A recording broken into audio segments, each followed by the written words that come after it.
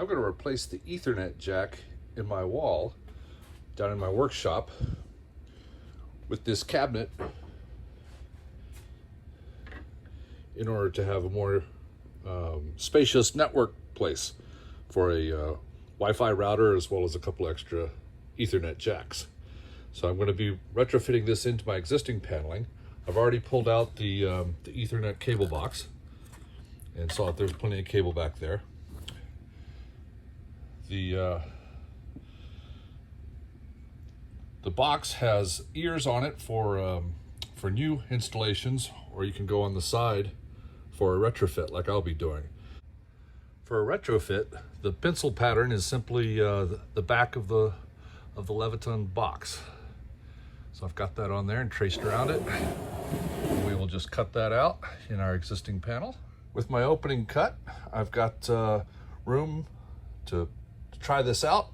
You see I've notched the insulation so that I can push that back a little bit. Just squeeze that right in.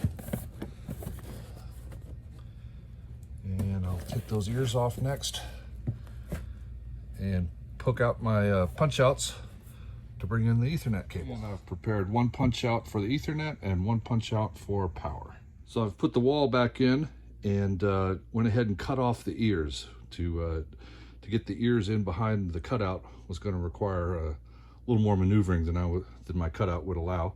So we're just going to put a handful of drywall screws in to bind them up on the sides for our mounting.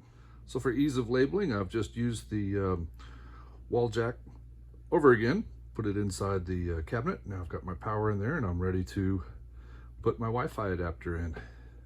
So with two top screws mounted, we're ready to just put on the keyhole mount and do an initial cover until I can get my Wi-Fi router down here.